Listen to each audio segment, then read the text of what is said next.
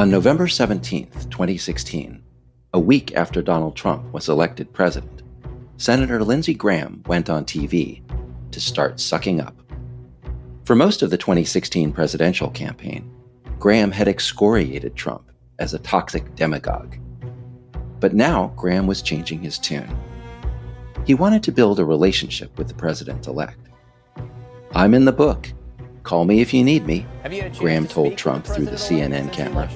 Nope. I'm sure he's very busy trying to put together his team, and I'm in the book. Call me if you need me, but don't worry about Lindsey. I'll be here helping where I can, and if I can't help Sucking up to a new president was normal, but sucking up to this president would be very different. Already, Trump had indicated that he would make his son-in-law, Jared Kushner, a power broker in the new government. That was the kind of thing kings and dictators did. But Graham, when he was asked about it, chose not to quibble. I know people are concerned about the business dealings of the Trump family and how it relates to the presidency. That's all fair game, but when it comes to Mr. Kushner, I'm all for him being able to help President Trump in any fashion the president deems appropriate. Any fashion the president deems appropriate. Graham wasn't just endorsing Trump's arrangement with Kushner. He was signaling that Trump could do as he pleased. This is The Corruption of Lindsey Graham, presented by the Bulwark Podcast. I'm your host, Will Saletan.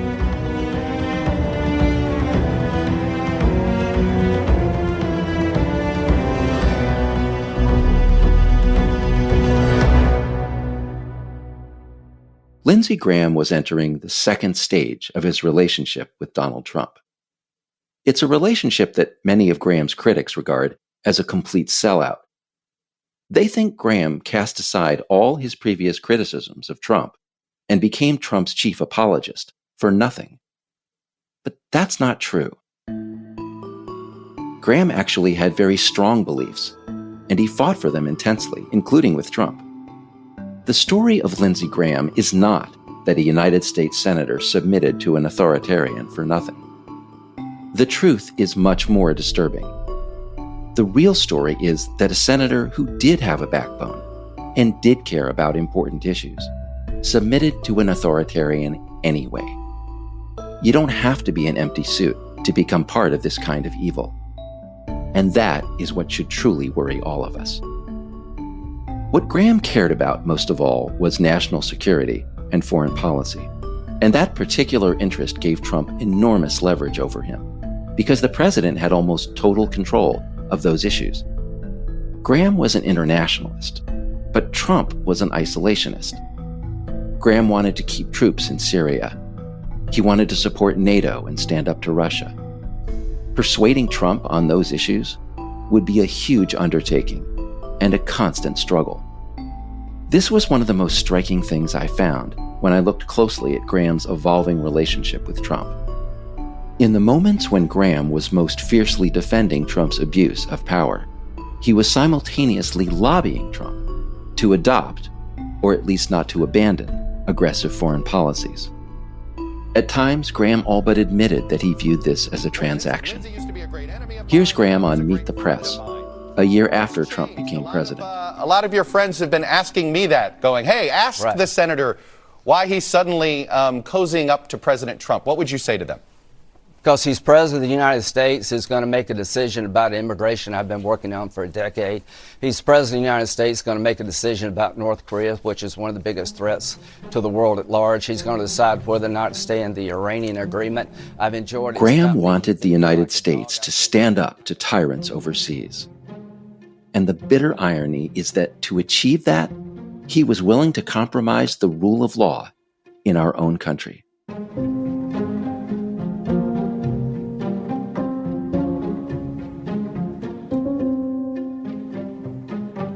There's also a second irony in this story, and it played an important role in Trump's consolidation of power.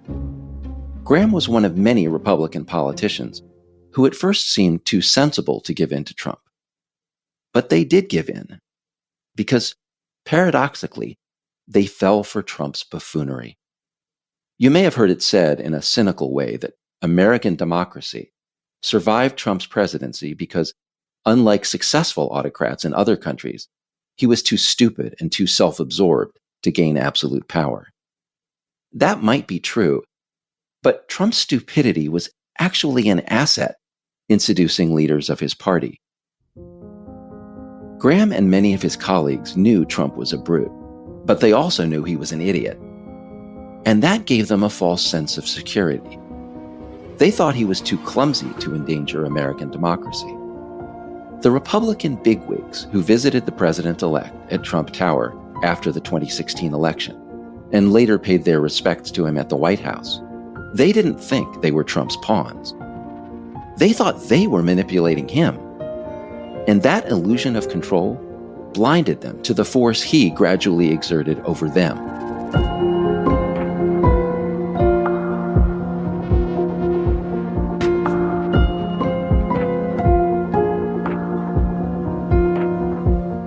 In the early days of 2017, Graham worked his way into what he called Trump's orbit. He flattered the incoming president and totally abased himself. Here's Graham on Fox News a week before Trump took office. I know I got 1%. Donald, you beat me like a drum. You're the president. I'm a senator. I want to help you.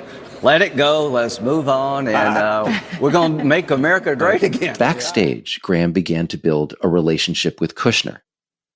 By March, Graham was lunching with Trump, exchanging jokes and offering advice on Iran and North Korea. Soon their courtship moved on to dinners, long phone calls, and eventually golf. From Graham's point of view, the courtship was working. In foreign policy, Trump became more assertive. But domestically, it was a very different story. Trump was incorrigible. He refused to accept American intelligence findings that Russia had interfered in the 2016 election on his behalf.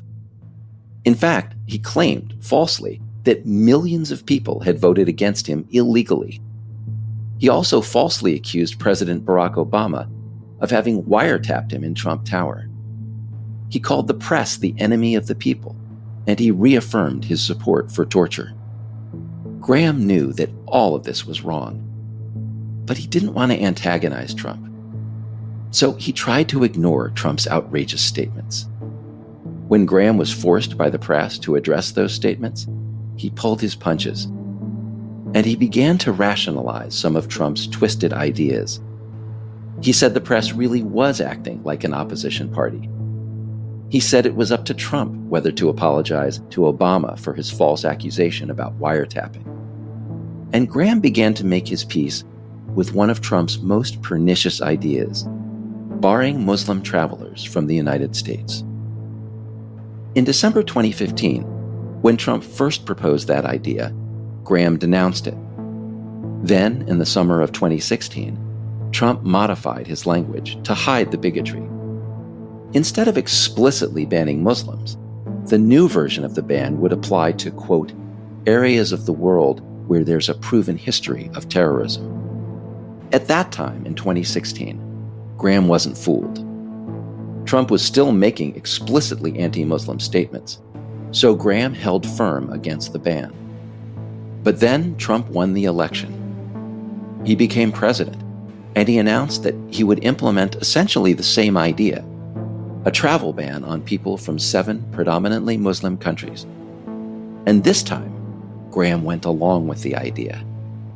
He said it was okay because the ban also applied to Christians from those countries, ignoring the fact that Trump, while announcing the ban, had simultaneously promised to make it easier for Christians, not Muslims, to come to the United States. Graham said the courts should butt out and let the president do as he pleased. If, in fact, this does go to the Supreme Court? Most likely. I think the president has a lot of discretion, as he or she should, when it comes to entry into the country regarding national security. The whole idea of the Ninth Circuit would second-guess his national security judgment is a non-starter, and I don't think... That was in February. 3 months later, on May 9th, Trump crossed another red line. He fired FBI Director James Comey.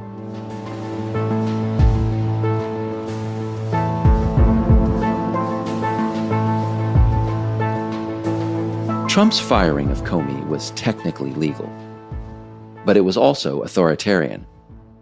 The FBI had been investigating relationships between the Russian government and the 2016 Trump campaign. Trump had just fired the man in charge of that investigation. It was the kind of thing that happened all the time in authoritarian countries. Now it was happening in the United States. The president was shielding himself from legal accountability. He was directly attacking the rule of law. At first, Trump pretended that the firing had nothing to do with the Russia investigation. He tried to blame it on a recommendation from the Justice Department. But it turned out that Trump had orchestrated the recommendation as a cover story. On May 11th, in an interview with NBC News, Trump blurted out the truth. He made a recommendation, but regardless of recommendation, I was going to fire Comey, knowing there was no good time to do it. And in fact, when I decided to just do it, I said to myself, I said, this Russia thing with Trump and Russia is a made-up story. It's an excuse by the Democrats for having lost an election. A few days after that interview, the New York Times revealed that Trump had been trying to corrupt Comey for months, and that Comey had documented Trump's pressure campaign in contemporaneous memos. One of the memos described a meeting at which Trump had asked Comey to drop the FBI's investigation of Mike Flynn, who at that time was Trump's national security advisor, for lying to the FBI about back-channel phone calls with Russia's ambassador to the United States, in which they talked about lifting American sanctions on Russia. Graham knew all of this was corrupt. If you go back and watch his interviews during this time, you'll see him basically acknowledging that Trump had done everything he was accused of. But by this point, Graham was invested in Trump. In foreign policy, Graham was getting exactly what he wanted. He didn't want to lose that. So he looked for a way to defend the president. And for Graham, there was an obvious way to help.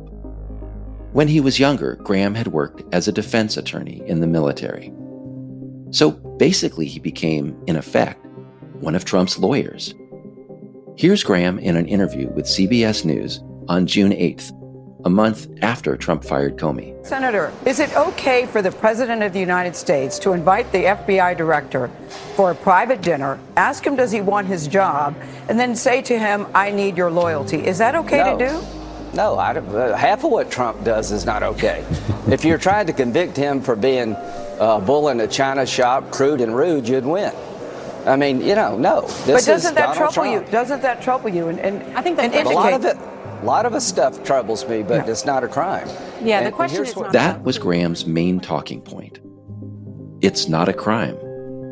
And this, by the way, was a complete departure from the way Graham had talked about Trump a year or two earlier. In 2015, Graham had focused correctly on Trump's character. He had explained that Trump was fundamentally depraved.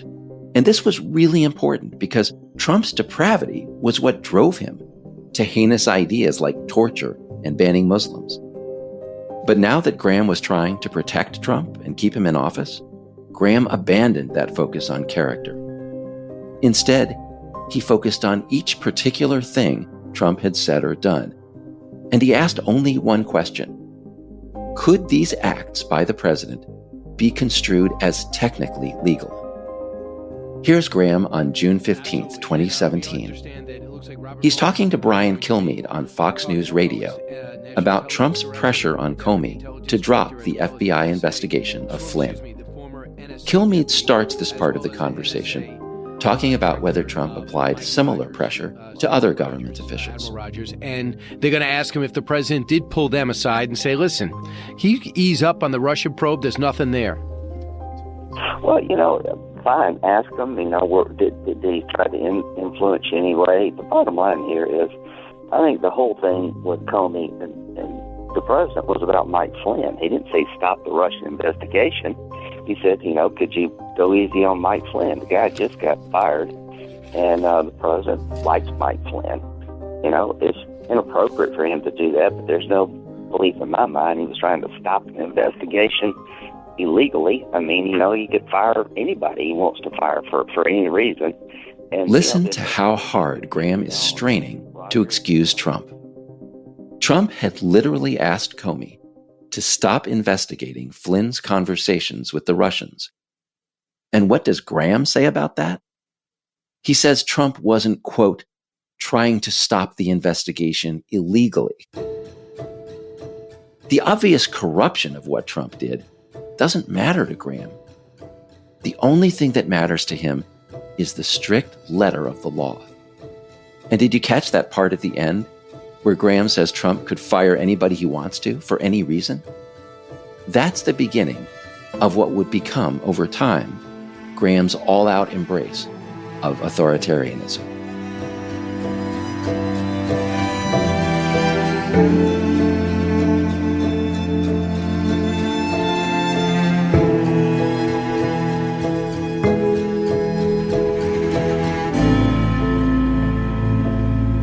One of the things that happens when a political party starts to become authoritarian, or when a whole country starts to become authoritarian, is a rewriting of history.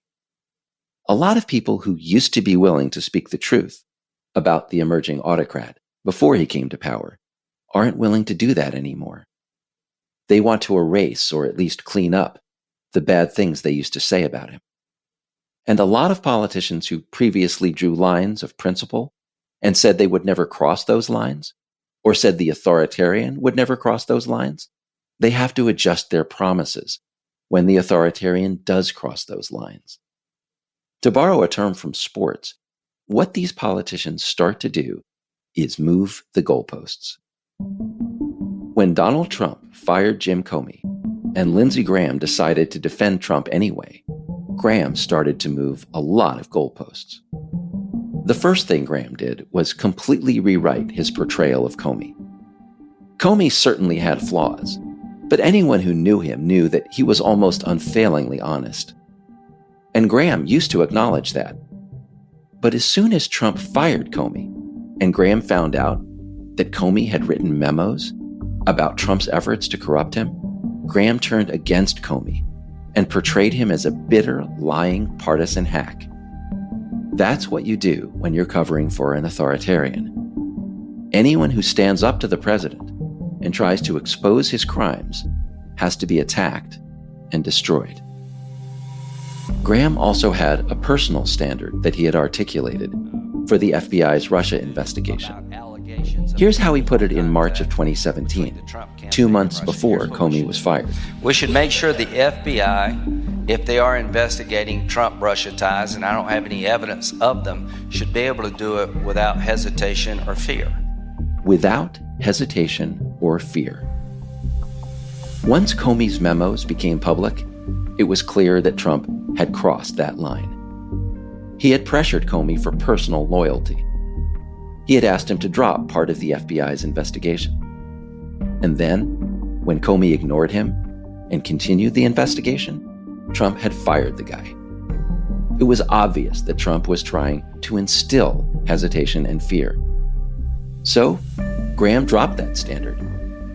He said it was fine that Trump had fired Comey because, technically, Graham pointed out, firing one man wouldn't necessarily stop the investigation. Graham also changed his position on Flynn's phone calls with the Russian ambassador. Originally, Graham had said it was wrong for Flynn to talk to the ambassador about lifting sanctions on Russia, because that message undercut the sanctions, and it basically rewarded Russia for interfering in our election to install a president who was friendly to Russia. But after it came out that Trump had tried to pressure Comey to drop the investigation of Flynn, Graham changed his tune. He said it was fine for Flynn to talk to the Russians about lifting the sanctions.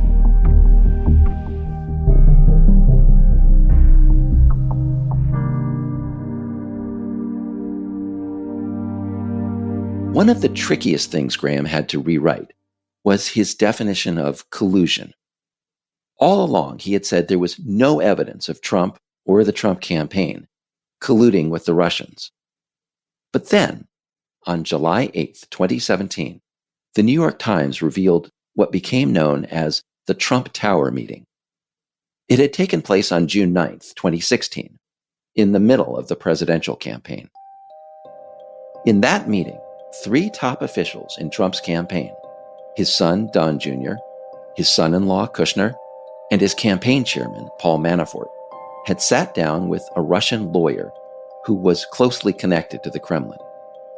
In an email chain to set up the meeting, an intermediary who was working with the Russian side had offered, quote, to provide the Trump campaign with some official documents and information that would incriminate Hillary as, quote, part of Russia and its government's support for Mr. Trump, unquote. Those were the exact words in the email. And in reply, Don Jr. had written, quote, if it's what you say, I love it. This was open and shut collusion, and Trump had tried to cover it up. On July 31st, 2017, the Washington Post reported that the president, in an attempt to play down the meeting, had personally dictated a misleading public statement that concealed the Russian offer. So what did Graham do when he realized that the Trump campaign had tried to collude with the Russians and that Trump had tried to cover it up? He changed his definition of collusion. He said it wasn't really collusion unless it directly involved, quote, Russian intelligence services. And he dismissed the Russian emissaries who had come to Trump Tower as, quote, these kind of weird Russians. But the interaction in Trump Tower with these kind of weird Russians, talking about, yeah, great, summer would be better. I haven't seen anything come from that. But here's what I have seen. I've seen absolutely no evidence of collusion between the Trump campaign, any Russian intelligence service. Let's be honest. Lindsey Graham was never going to admit that anyone in the Trump campaign had colluded with the Russians, no matter what happened, up to and including an email from Don Jr. accepting an offer literally on behalf of the Russian government and its support for Mr. Trump. Graham was going to find some way to move the goalposts. And Graham was never going to admit that he was doing this. Part of moving your goalposts to serve an authoritarian is that you erase the old goalposts. You pretend they were never there.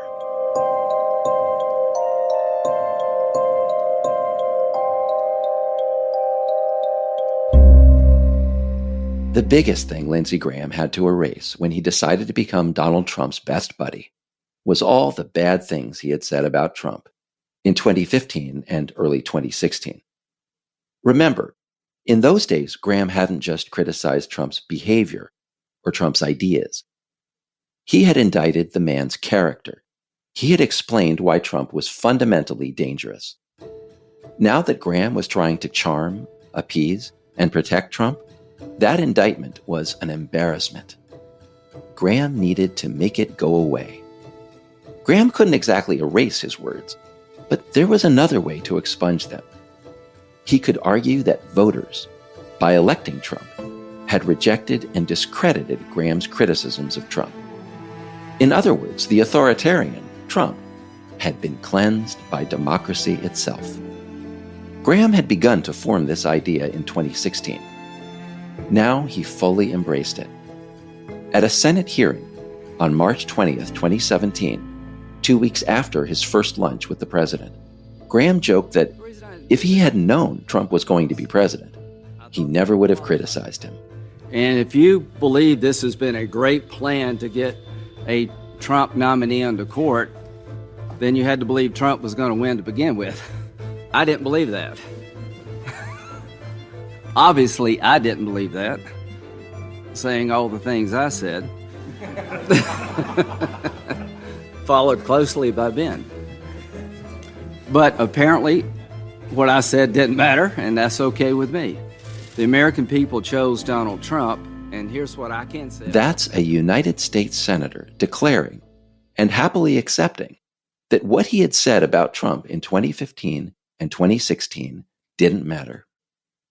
Here's Graham several months later, in December 2017, disowning his most famous line about Trump.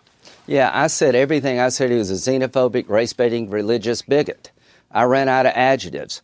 Well, the American people spoke. They rejected my analysis, and he is now my president. I worked with President Obama. A race-baiting, religious bigot. Graham had been absolutely right about Trump. And now, 2 years later, Graham was renouncing all of that. He was writing it off as just a bunch of adjectives thrown out during a political campaign. But Graham couldn't change the fact that this was who Trump was. Toward the end of 2017, nearly a year into his presidency, Trump was still talking and acting like a race-baiting religious bigot. He was retweeting anti-Muslim videos. He was still disputing President Obama's birth certificate. But now, when Graham was asked on CNN about this ongoing behavior, he blamed the media. There are these multiple reports coming out about what he is talking about in private again, about the Access Hollywood tape and about the debunked conspiracy theory about where President Obama's birthplace. The fact that he's going back there right now in the midst of everything you and I have discussed, does that concern you at this point? You know, what concerns me about the American press is this endless attempt to label the guy as some kind of kook, not fit to be president. He did win, by the way. You know what's crazy about that answer from Graham? The words he used there, kook, not fit to be president, those were Graham's own words. Those were the words he had used in early 2016, describing Trump. Here's the audio from Fox News. I'm not going to try to get into the mind of Donald Trump because I don't think there's a whole lot of space there. I think he's a kook. I think he's crazy. I think he's unfit for office. That's how fully Lindsey Graham had transformed himself in just a year and a half. He no longer recognized his own words. Coming up next time on The Corruption of Lindsey Graham, Senate Republicans realize they're no longer just humoring Trump. They're afraid of him. And Graham completely surrenders. Here's what I told the president. If you feel good doing it, do it. The Corruption of Lindsey Graham was reported and written by me, Will Saletan. Katie Cooper is the producer, with audio engineering, editing, and sound design by Jason Brown. Thank you to my editors, Jonathan V. Last and Adam Kuiper, and to Charlie Sykes.